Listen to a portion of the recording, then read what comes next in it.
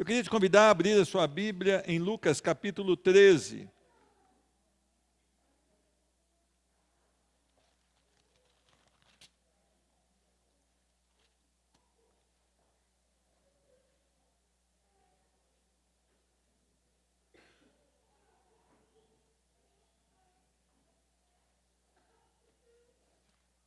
Lucas capítulo 13, Evangelho segundo Lucas capítulo 13.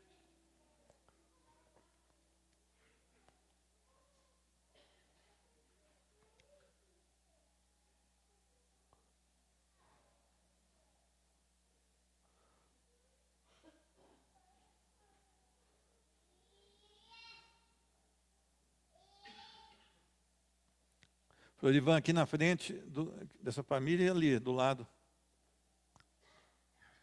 Lucas capítulo 13, versículo de número 22.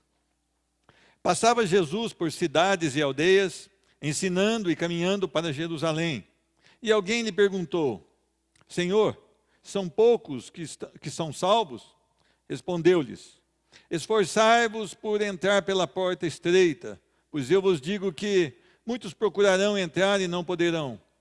Quando o dono da casa se tiver levantado e fechado a porta, e vós, do lado de fora, começardes a bater, dizendo: Senhor, abre-nos a porta, ele vos responderá: Não sei de onde sois.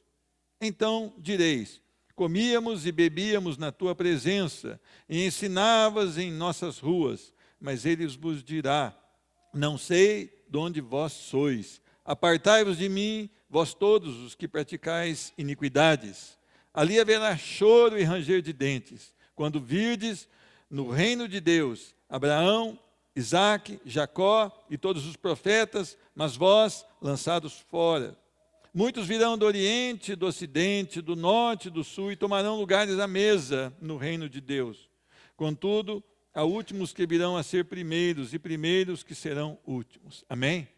Vamos orar. Senhor Deus, nós queremos te louvar, te bendizer, porque grande é a tua misericórdia, mais uma vez derramada sobre as nossas vidas. Senhor Deus, nós entendemos que nada podemos, nem mesmo estar aqui nesse tempo de adoração, se pela ordem do Senhor nós não tivermos, Senhor Deus, essa bênção. Então nós reconhecemos que dependemos somente do Senhor, que os nossos olhos e os nossos corações devem estar voltados para o Senhor, e que tudo que ocorrer aqui nessa noite, nós queremos colocar na presença do Teu Espírito Santo, para que Ele conduza e continue conduzindo cada momento desse culto. Senhor Deus, Jesus é o centro deste culto. O homem não pode jamais ser o centro desse culto. Senhor Deus, talvez pessoas entraram aqui hoje tentando uma palavra de motivação, uma palavra de ajuda, mas nós não estamos aqui para isso. Nós queremos a Tua palavra nos nossos corações para confrontar, Senhor Deus, os desejos que muitas vezes malignos vêm aflorando sobre as nossas vidas.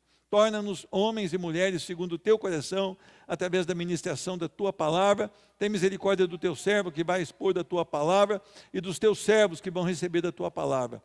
Eu quero pedir a Tua bênção e agradecer por tudo que o Senhor tem feito nessa congregação, no nome de Jesus. Amém e amém. Meus irmãos, quando nós aprendemos sobre a porta estreita, nós aprendemos que toda porta tem uma dificuldade, não é? Mas quando é estreita, essa dificuldade parece que é maior.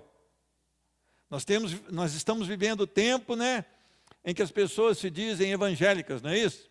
Hoje cedo nós comentamos um pouquinho, onde nós estávamos estudando um pouco mais sobre a graça do Senhor, e as pessoas têm se declarado evangélicas. E ao mesmo tempo o testemunho tem sido terrível. Tem sido um testemunho desesperador. Muitas pessoas, elas dizem: eu sou de Jesus, mas a vida que elas levam não reflete em Jesus nem a sua glória.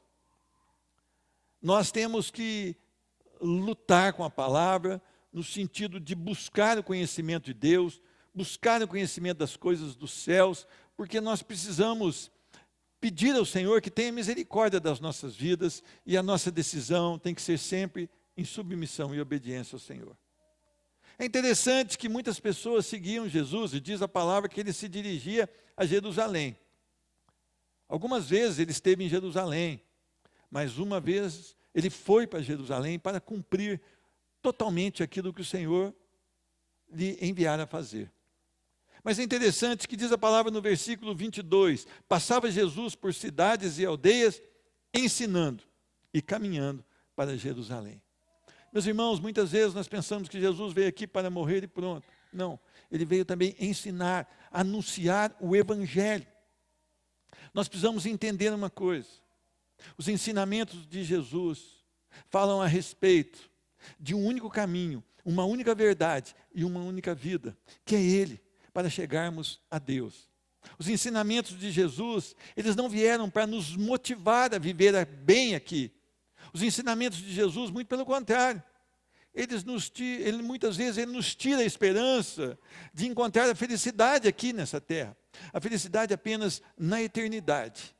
E muitas vezes nós confundimos porque nós queremos nos dar bem a qualquer preço, em qualquer situação.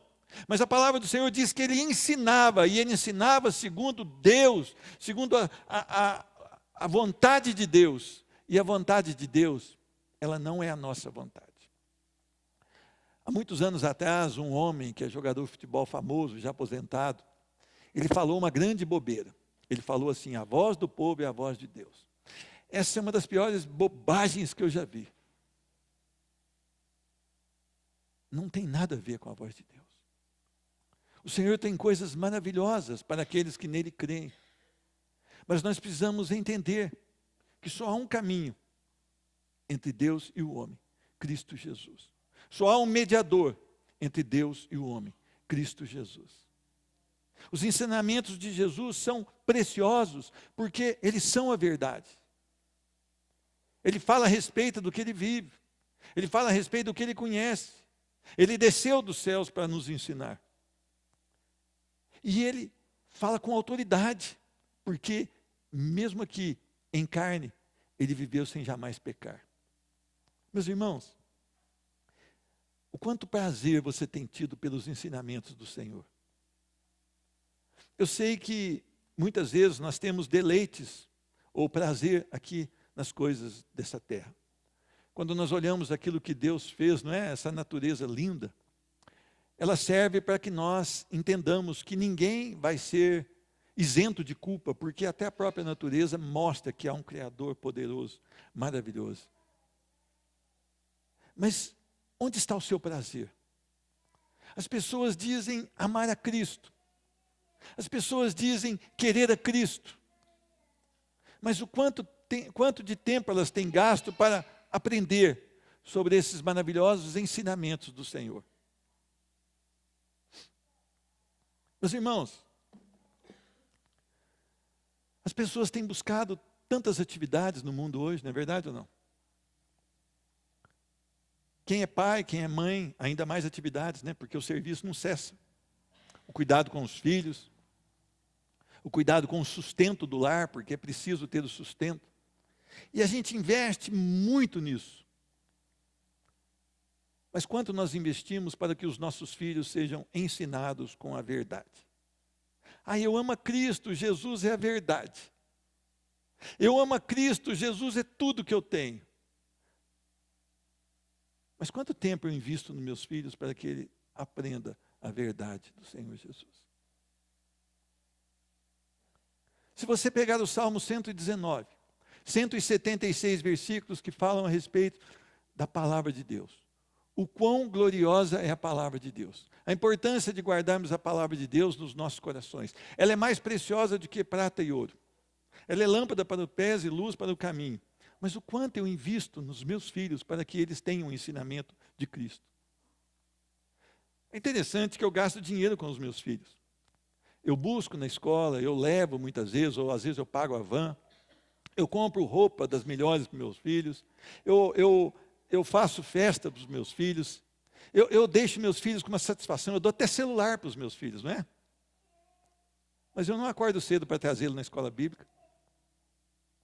Eu não paro as minhas tarefas de noite e falo, vamos aqui, vamos aprender um pouquinho da palavra de Deus. Eu não paro antes da refeição e falo, meus filhos, vamos nos unir aqui ao redor da mesa e vamos agradecer, porque o sustento vem do Senhor. Essa mesa linda aqui, às vezes ela tem arroz, feijão e ovo, mas ela é linda para quem tem a essência de Cristo no seu coração. E é tudo que Deus me deu e eu devo adorar a Deus com esse arroz, com esse feijão e com esse ovo. E eu tenho que ensinar aos meus filhos que tudo foi provisão de Deus. Será que eu tenho amado a Deus assim? E eu tenho investido nos meus filhos para que ele aprenda as coisas dos céus? Será que os meus filhos, durante o dia, ou talvez à noite, os meus filhos me veem na mesa com a Bíblia aberta, meditando na palavra do Senhor? Será que os meus filhos me veem zeloso, talvez consultando a Bíblia em uma linguagem, em outra linguagem, ali 4 livros ali, para tentar extrair da palavra e para enriquecer-me da palavra de Deus? Será que os meus filhos têm visto isso em mim? Os ensinamentos do Senhor são preciosos. Os ensinamentos do Senhor são vida. E isso ele fazia. Desde o começo do seu ministério até no final. Ele ensinava. E ele ensinava como quem tinha autoridade. E os próprios inimigos viam que ele tinha autoridade. E ele inspirou homens para que organizasse esse maravilhoso livro, chamado a Bíblia Sagrada. O livro mais vendido no mundo, mas segundo estatísticas, o menos lido. Porque você compra um livro, ganha um Novo Testamento e põe ali, e quando muito abre no Salmo 91, e você vê aquela página amarela, e você passa para lá e passa para cá nas atividades diárias, mas não se curva, não diante do livro, mas diante do ensinamento que há naquele livro. Muitos serão condenados porque tem um livro aberto, a palavra de Deus, sem jamais ter dado o quê? Crédito a essa palavra. E serão condenados no último dia, porque não amaram as coisas de Deus e a sua verdade. Meus irmãos, os ensinamentos de Jesus são preciosos e nós não podemos desprezá-los. Mas é interessante que no versículo 23, diz a palavra que alguém lhe perguntou: Senhor, são poucos os que são salvos ou os que entrarão no reino? É interessante que na caminhada de Jesus, muitos estavam atrás de Jesus. Normalmente fala, multidões o seguiam. Alguns queriam o milagre, outros queriam o pão, outros achavam bonito o que ele falava, mas poucos queriam ele dentro do seu coração. Assim é o dia de hoje. Procure fazer uma pesquisa ali na rua Assis Figueiredo com o prefeito Chagas. Pegue uma prancheta, entreviste ali 100 pessoas em um dia e pergunte sobre Deus. Elas vão falar bem de Deus. Elas vão falar que creem em Deus. Mas elas não entrarão no reino dos céus. Elas não são salvas, porque elas querem os benefícios de Deus. Os benefícios de Deus fazem com que hoje nós coloquemos títulos nos nossos cultos. Culto da bênção, culto da vitória, tarde da bênção, tarde de não sei o quê, e não mais culto de adoração. Porque Deus não é mais atração no culto. Nós temos várias outras atrações do culto. Talvez o conjunto de música, talvez o orador, que ele é muito dinâmico. Talvez uma grande catedral com pisos lindos e as pessoas gostam de estar e gostam que vejam saindo dali. Talvez menos buscar ao Senhor. Talvez eles já estivessem vendo também que muitos estavam o quê? Deixando de seguir a Jesus. Meus irmãos, seguir a Cristo, o preço é alto. Seguir a Cristo, diz a palavra lá em Lucas capítulo 14, se não me engano, versículo 31 ou 33. Aquele, pois, que não renuncia tudo quanto tem, não pode ser meu discípulo. Então, seguir a Cristo é renúncia. Seguir a Cristo tem uma oferta de tribulação para você seguir a Cristo. Olha, no mundo tereis aflições. Aquele que não deixar pai, mãe, irmã, esposo, e não me seguir, não pode ser meu discípulo. Então é perda. Seguir a Cristo, olhando com o nosso olhar carnal e racional, é péssimo negócio. Talvez as pessoas estivessem desanimando. Se nós fôssemos agora em João, capítulo 6, versículo 60, quando Jesus, nos versículos anteriores, diz, olha, eu sou o pão que desce do céu. Aquele que não comer da minha carne e não beber do meu sangue, não tem parte comigo. Sabe o que os discípulos fizeram? Eles falaram, dura esta palavra, quem a pode suportar? Versículo 60, muitos dos seus discípulos o abandonaram. Para você vir após mim, você tem que me seguir, você tem que tomar a sua cruz, você tem que negar a si mesmo. Isso é horrível, a minha carne odeia esse tipo de coisa. Eu vou numa outra igreja que diz que Jesus é legal, se eu for para Jesus eu vou ter o carro do ano, eu vou ser legal, e esse pastor fala que eu estou bem, mas nós não estamos bem. Porque nós não temos vivido esse evangelho como ele deve ser vivido. Eles estão mentindo para vocês. Nós não estamos bem. Quando a palavra fala de cruz, ela fala de dor, ela fala de humilhação, e ela fala de morte. Então você tem que tomar a sua cruz. Você vai ser humilhado, você vai passar por dores, você vai morrer. Então as pessoas não querem. Então por isso eles perguntavam, talvez, será que são poucos os que entrarão? Meus irmãos, a mensagem do Evangelho é dura. Se você tem ouvido a mensagem do Evangelho, ela não tem sido dura, eu creio que estão pregando para você um outro Evangelho. Porque ela é assim, ela confronta os nossos desejos, ela confronta a nossa carne. Nós temos a natureza caída, depravada. O nosso coração é enganoso. O nosso coração é corrupto. O que faz a diferença entre nós e o perdido é a graça. É o favor de Deus derramado sobre as nossas vidas. Nada de nós faz a diferença. É Deus que faz a diferença em mim e em você.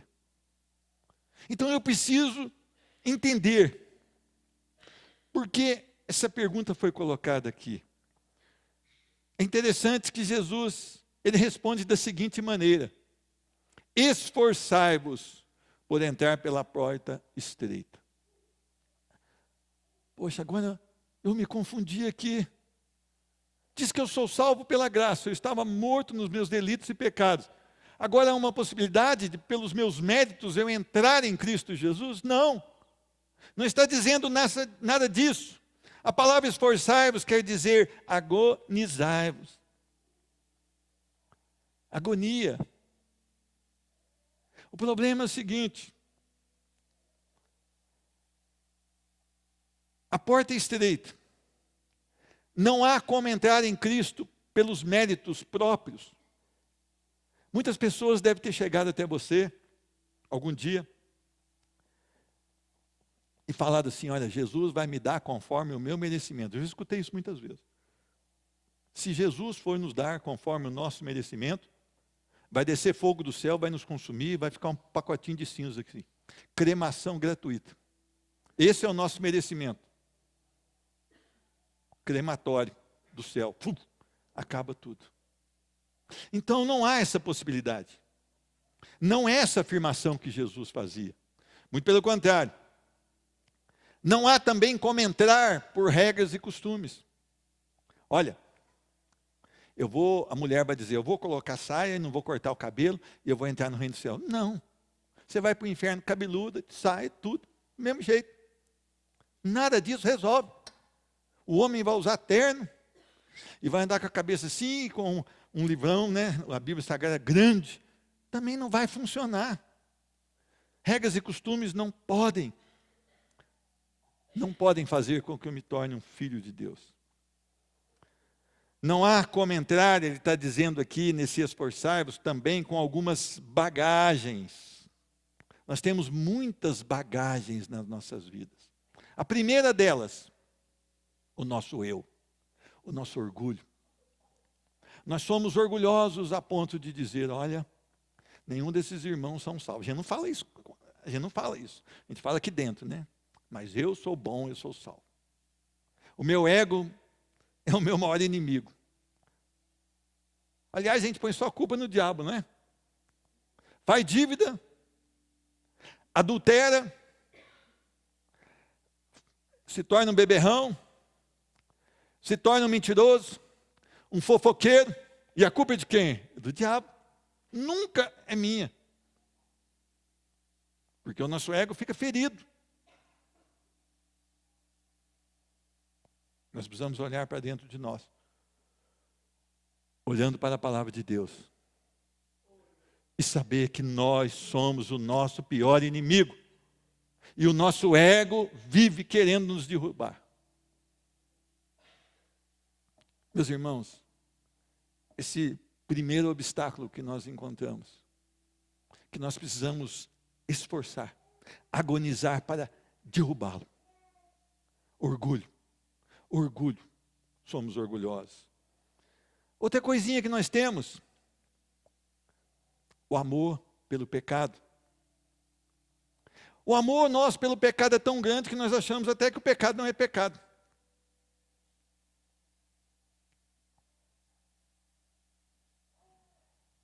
Tinha uma mulher que ela gostava de tomar uma branquinha, já deve ser morta, e ela falava assim: eu tenho fé que isso não vai desagradar a Deus. Olha para você ver. Ela amava tanto o pecado, que ela cria que aquele pecado não iria desagradar a Deus. Eu estou dando um exemplo simples, mas quantos outros encaixam no nosso coração e nas nossas vidas? Meus irmãos, quantas coisas nós vimos, nós assistimos e nós ouvimos, que são pecado, e nós nos deleitamos nelas. Isso é amor pelo pecado. Hoje cedo eu falava de um evento que houve na cidade esse final de semana, né? Até chamo de roupa velha, porque roupa nova é que nós vestimos, né? Jesus nos veste com as vestiduras brancas. Mas teve um evento aí chamado Roupa Velha. E um tanto de crente foi e pôs a foto no Facebook, no Instagram. Não é? E se você ler as letras que foram entoadas ali, você vai ver que um regenerado, ele não consegue ouvir aquilo. Ele diz: não, eu não posso suportar tamanho pecado. Não porque o pastor disse para ele não tolerar, é porque se o Espírito Santo habita nele, é a primeira reação que ele tem. As músicas falam de adultério, sexo sem compromisso, de um coração que ele é tão volúvel que ele chama até pirata. E o crente está lá. Que crente, que tipo de crente é esse? É crente no quê? Ele é o mesmo crente lá de Tiago 2,19, que os demônios creem e tremem. Ele não, ele só crê e não treme. Ele é pior do que o demônio. Porque ele não treme diante da grandeza, da perfeição, da pureza do nosso Deus, e ele consegue absorver tudo aquilo e ainda vibrar.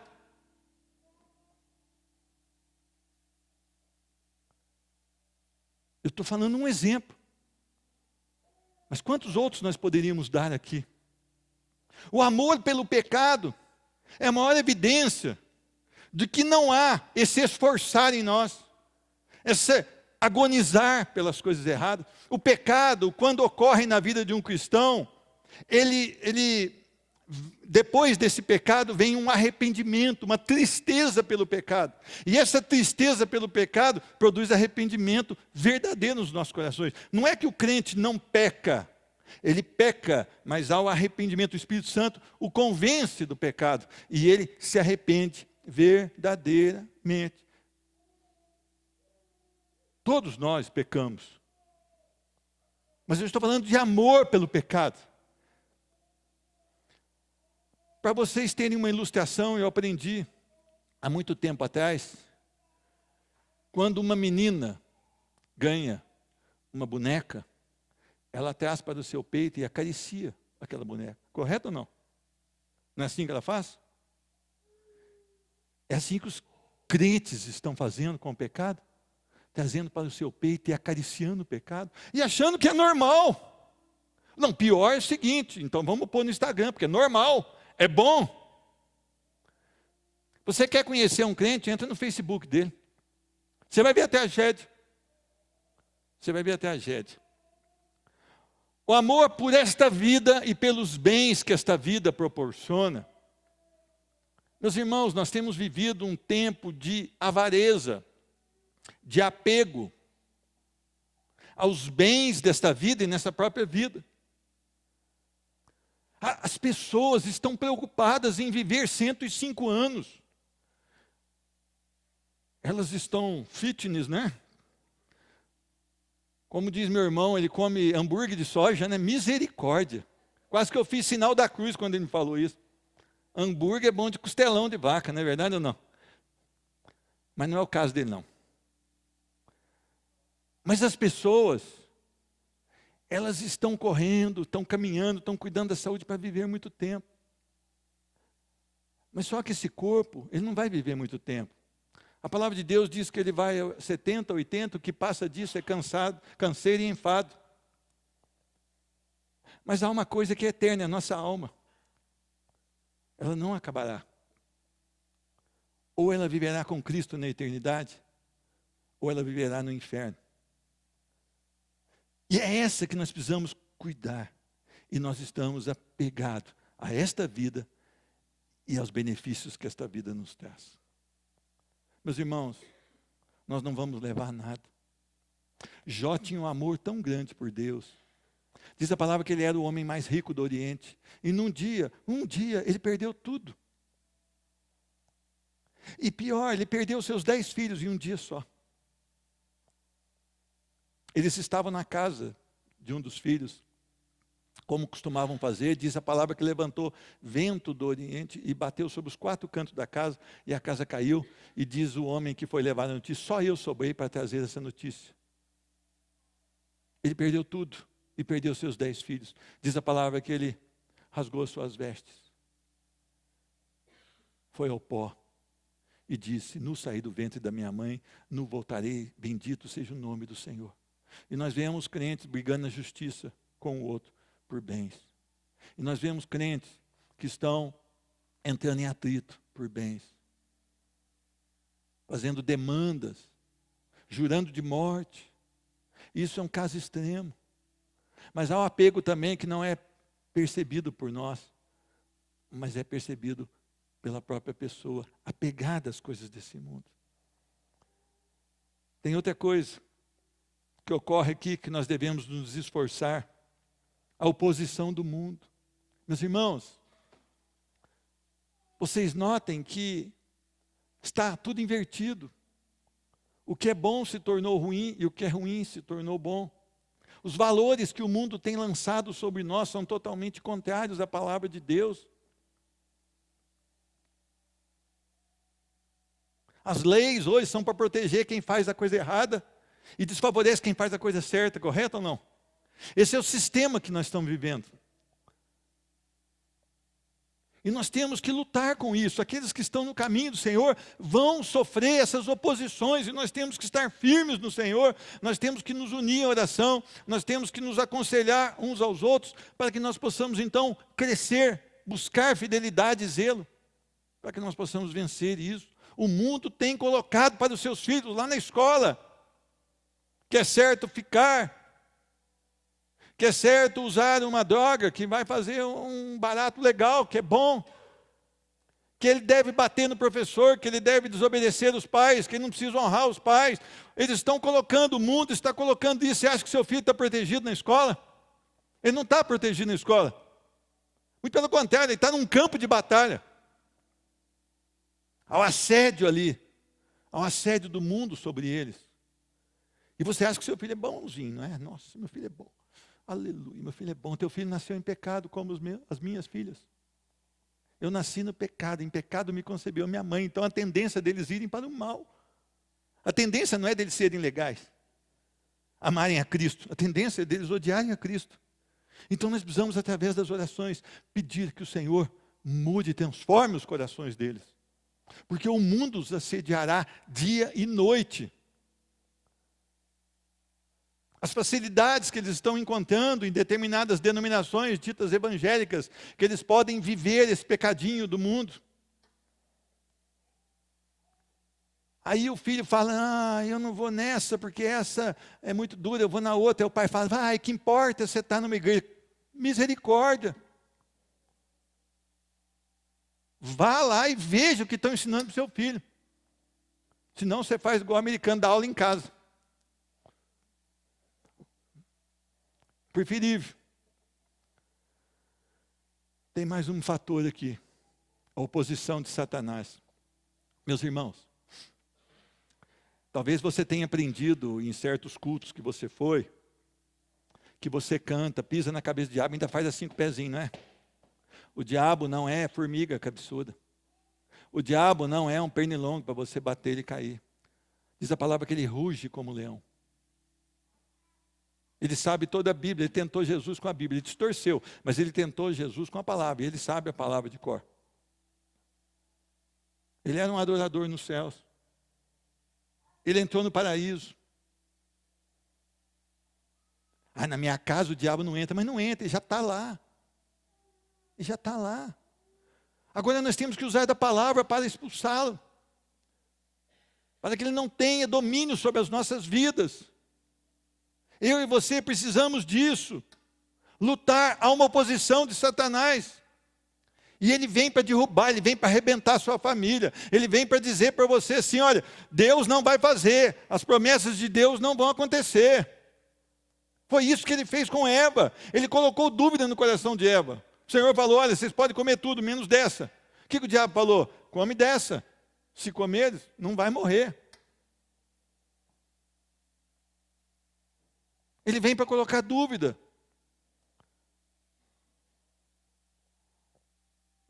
Meus irmãos, eu queria que você prestasse muita atenção. Por isso que a Bíblia diz, esforçai-vos, porque a batalha é grande para aqueles que estão em Cristo Jesus. Há muita luta. Há muita luta. E ele diz assim, esforçai-vos por entrar pela porta estreita, pois eu vos digo que muitos procurarão entrar e não poderão. A porta estreita significa entrar em Cristo, por Cristo. Cristo é a porta. E aquele que entra pela porta, ele busca o conhecimento da verdade. Meus irmãos, uma das características de uma pessoa que passou pela porta é desejar a verdade de Cristo. As coisas que ele amava anteriormente, elas não são mais importantes para ele, porque agora o que ele deseja é Cristo. Ele ama as coisas de Cristo. Ele deseja as coisas de Cristo. Se você não deseja as coisas de Cristo, olha, você está com um problema na sua vida. Talvez você seja até um simpatizante de Cristo, mas não um discípulo de Cristo. Tem outra coisa que acontece naqueles que entram pela porta, arrependimento. Meus irmãos, nós entendemos pela palavra que não há como ocorra salvação sem o arrependimento. O Espírito Santo vai mostrar para você quem é Jesus verdadeiramente e quem é você. E você vai sentir uma vergonha. E você mais agressivo, nojo do seu velho homem. Você vai olhar não para os outros, porque nós temos essa mania, não é? De olhar para os outros, mas quando há uma atuação do Espírito Santo na sua vida, para trazer arrependimento, ele vai mostrar como Deus é santo e como você é podre. A sua vida de delitos e pecados, ele vai mostrar. E a primeira coisa que você vai querer e desejar é confessar ao Senhor quão glorioso Ele é, mas quão depravado você é. Isso é maravilhoso. É quando acontece isso na conversão, porque a conversão genuína, ela passa por isso. É uma obra do Espírito Santo, sim, mas acontece na vida de todos aqueles que creem verdadeiramente. é tão maravilhoso, porque parece que você tira dos seus ombros aqueles 2 sacos de cimento que você carregou a vida toda. É o peso do pecado, da desobediência, da devassidão, da depravação.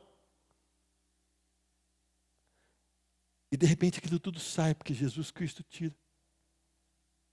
E nós agora, pela atuação do Espírito Santo, nós vamos até Ele e dizemos: perdoa, meu Deus.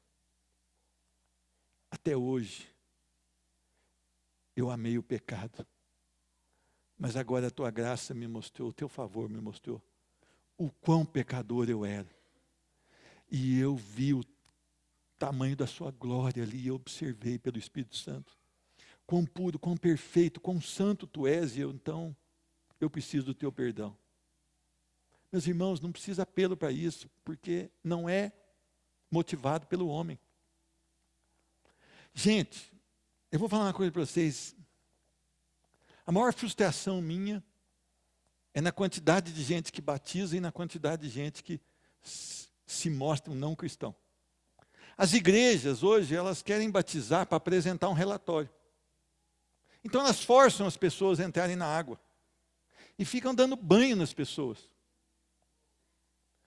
Porque o batismo, ele não acontece aqui dentro. Ele acontece aqui dentro, quando o Espírito Santo atua. E as pessoas estão empurrando os outros para dentro da água, sem eles estarem realmente com o novo nascimento em Cristo Jesus. E aí o cara sai da água e vai para a sujeira. É como o porco, né? Você lava um porco, lava, e depois ele vai no barro e rola de novo. Porque ele nunca conheceu a Cristo. E ele vai voltar onde ele gosta, que é a lama. Aí ele vai sair e vai fazer tudo o que ele fazia antes de entrar nas águas. Por quê? Porque os pastores estão dizendo que o batismo salva. E que ele precisa ser batizado a qualquer custo. Não. Você vai passar primeiro por uma experiência profunda com Cristo Jesus. Esse é o batismo. E depois você virá assim declarar para a igreja a sua pública profissão de fé, que um dia, determinado tempo, ou na sua casa, ou no seu trabalho, ou no meio do mato, ou em algum lugar, Jesus te alcançou com a misericórdia e te transformou num novo homem. E você foi regenerado lá, e não aqui. E aí você vai expressar à igreja, através do batismo, adoração a Deus. E o louvor vai ser dele, e a glória vai ser dele, porque você vai dizer: eu estava perdido e ele me encontrou. Eu não busquei a Cristo, mas ele me buscou. Eu estava me divertindo, eu estava amando nos meus delitos e pecados. Como diz na roça, nas minhas mazelas. E ele me alcançou com a sua infinita graça e misericórdia. Submissão a Cristo. Olha que coisa maravilhosa, eu entrei pela porta, agora eu sou um homem submisso a Cristo. Lá no meu trabalho, a pessoa vem e diz assim: olha, vamos fazer essas coisas aqui desse jeito, deixa ninguém ver não, que nós vamos ganhar um pouquinho mais. Eu falo: de jeito nenhum, eu sou submisso a Cristo. Não precisa ninguém me vigiar, não precisa estar o pastor perto, não precisa estar o irmão perto. Em qualquer lugar eu vou dizer: não faço as coisas erradas, porque eu sou submisso a Cristo. Eu sou um escravo de Cristo, eu só faço aquilo que agrada o meu Senhor. Eu sou servo, verdadeiro. Então ninguém precisa me vigiar. Meu irmão, um crente nascido de novo, você pode jogar uma mala de 100 mil reais ali na frente, que ele não pega, ele não põe a mão. Se ele pegar, é para levar para a polícia, fala aqui, ó, encontrei isso aqui, não é meu, não me pertence. Nascido de novo, submisso a Cristo, entrou pela porta, é assim. É assim a atitude dele. Meus irmãos, vocês têm sido submissos a Cristo? Você pensa em tudo que você vai fazer, se há louvor, se há adoração, se é isso que Cristo quer? Não adianta eu pôr uma camisetinha louco por Jesus, apaixonado por Jesus, Deus é fiel, pôr no meu carro até nas mãos de Deus, nada disso funciona. Isso é agouro. Ou você tem o selo de Cristo, o Espírito Santo te selou, ou você é um perdido. E se o Espírito Santo realmente selou, você é submisso a Ele em todas as coisas. E tem mais uma coisa: total disposição em obedecer à vontade de Deus e à sua palavra. Meus irmãos, eu não obedeço na marra, eu não obedeço na obrigação, eu sou disposto a obedecer a Deus. Eu tenho prazer em obedecer a Deus. Eu tenho zelo nas coisas de Deus. Essa é a expressão de um verdadeiro homem e mulher nascido em Cristo Jesus, que entrou pela porta. Meus irmãos, a palavra de Deus para mim é maravilhosa. É assim que pensa um novo nascido. Então, nós temos que mudar aquilo que nós estamos recebendo desse mundo. Nós temos que conferir na palavra de Deus. E nós temos que estar com as convicções de que isto realmente é nascimento de um novo homem e de uma nova mulher. É submissão a Deus, é arrependimento verdadeiro, é amar a verdade, e é submeter a palavra, é ter prazer na obediência a Cristo Jesus.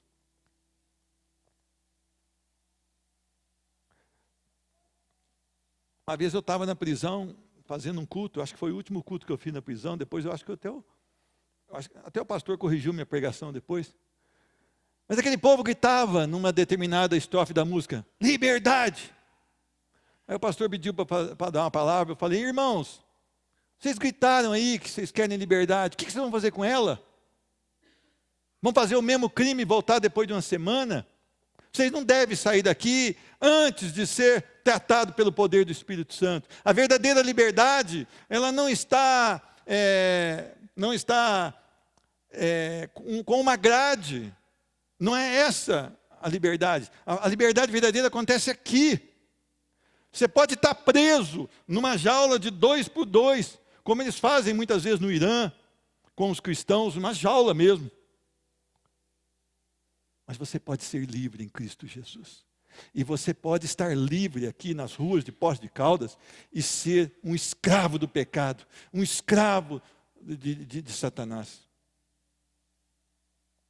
Então a liberdade, ela ocorre em Cristo. Paulo foi preso várias vezes, mas na prisão ele escrevia nas suas cartas: quão glorioso é o Senhor, maravilhoso é servir a Deus. Eu estou preso, mas a palavra não está presa.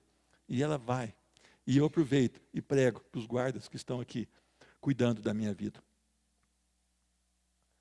Eu quero que você entenda. Diz a palavra que muitos procurarão entrar e não poderão. Muitos no dia do julgamento, eles dirão: ô Senhor, eu sou digno. A palavra em Mateus capítulo 7 diz que as pessoas vão falar: Senhor, Senhor. Eu até culto da libertação eu já fiz, Senhor. Eu orei, o demônio saiu. Eu orei, a pessoa foi curada. Eu preguei no púlpito da Igreja Batista do Kennedy. Eu fiz isso, eu fiz aquilo. Ele vai falar: afasta de mim, vós que praticais a iniquidade. Não tem um novo nascimento, não passou pela porta, não entrou pela porta. Você está no engano.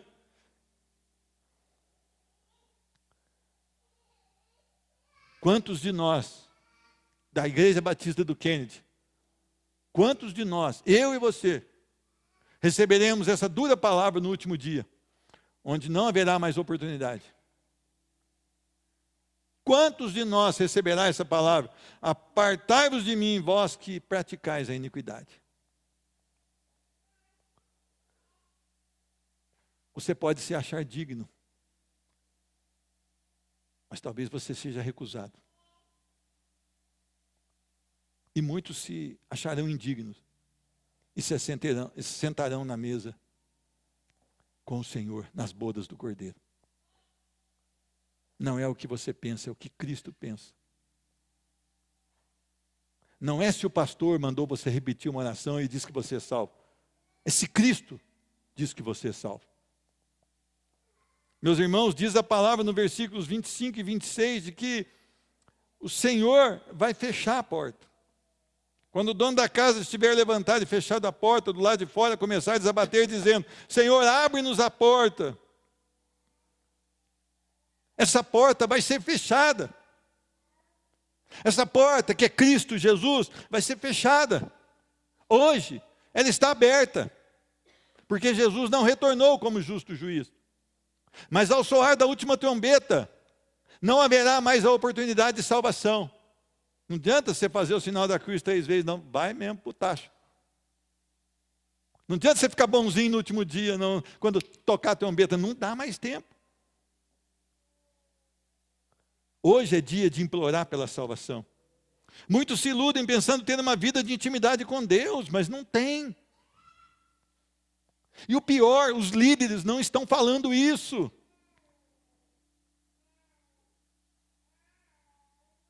Como é que você vai saber se tem uma vida de intimidade com Deus? Faça um flash do seu dia anterior. Como é que foi o seu sábado? O quanto tempo você se preocupou com a palavra, com a verdade, com o desejo de louvar o Senhor através da sua vida? Quanto? Muitos acham que por serem ativos na igreja, terem atividades na igreja, são salvos, mas não são. Às vezes você faz 10 coisas na igreja. Aliás, não deixa ninguém fazer, só você que faz. Mas isso não quer dizer que você é salvo. Muitos pensam que por ter sido usado por Deus em alguma hora, são salvos. Não, Ciro, rei da Pérsia, foi usado e não é salvo. Não era salvo.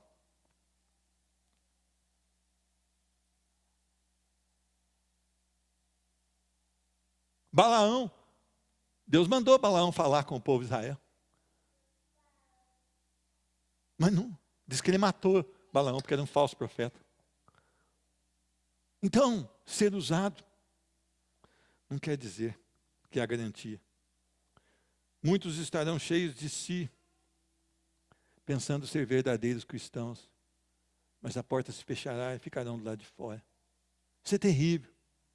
As pessoas não compreendem o quão terrível é, porque na palavra, no versículo 28, diz assim, olha, ali haverá choro e ranger de dentes, quando virdes no reino dos céus Abraão, Isaque e Jacó, e todos os profetas, mas vós lançado fora. Meus irmãos, eu acho que o mais difícil vai ser contemplar esses patriarcas aqui, da fé também,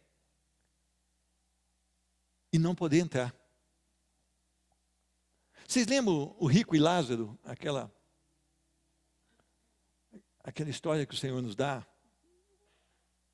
O Lázaro ficava à porta do rico, se sobrasse alguma coisa, ia. Diz que ele estava cheio de doença, e o rico estava bem bom, só que morreu os dois.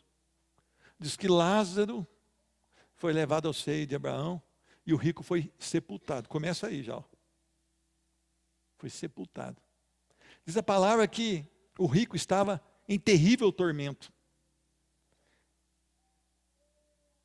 E ele olhava e via Abraão, e via Lázaro no seio de Abraão.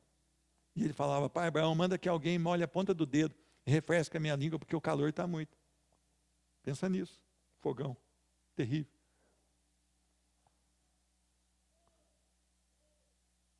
Haverá choro e ranger de dentes. Haverá o desespero de nunca mais ter oportunidade de passar pela porta. E herdar o desespero pela eternidade. Talvez você saiba que você não tem uma vida aos pés do Senhor, mas está brincando hoje com essa hipótese. Talvez você devesse se prostrar quando você chegar na sua casa, implorar ao Senhor para que Ele derramasse o Espírito Santo sobre a sua vida e convertesse o seu coração. Você que não teve uma experiência com Deus, nós aqui dessa igreja não podemos produzir isso, e ninguém pode, nenhuma igreja pode produzir. Mas você pode suplicar ao Senhor que venha sobre a sua vida e que lhe dê a salvação em Cristo Jesus. Porque hoje a porta da graça está aberta. Ainda hoje a porta da graça está aberta. Meus irmãos, pense nisso. Pense nisso. A oportunidade é hoje. Dobre-se, curve-se diante do Senhor. esse ego, joga esse ego fora, implore ao Senhor para que Ele te dê salvação em Cristo Jesus. Para que Ele transforme a sua vida. Para que você seja um novo homem, uma nova mulher. E para que agora a eternidade faça parte da sua vida. A eternidade em Cristo Jesus. Que Deus nos abençoe. Que Deus nos dirija ao viver. Olha, não há outro caminho. Só uma notícia: o Evangelho pode restaurar um homem. O Evangelho é a seguinte notícia: o homem pecou, foi destituído da glória do Senhor, foi afastado da presença de Deus. E agora, para que ele volte a ter comunhão com Deus, ele precisa de passar pela cruz com Cristo Jesus. Ele precisa crer somente em Cristo Jesus e no seu sacrifício perfeito na cruz do Calvário. Este é o tempo, este é o dia. Amanhã não sabemos. Vai que a trombeta ressoa hoje ainda. Ou vai que ela não ressoa, mas que a gente seja chamado à presença do Senhor. Não é verdade? Qualquer um de nós pode ir. Busque o Senhor enquanto se pode achar. Invoque-o enquanto está perto. No nome de Jesus. Amém?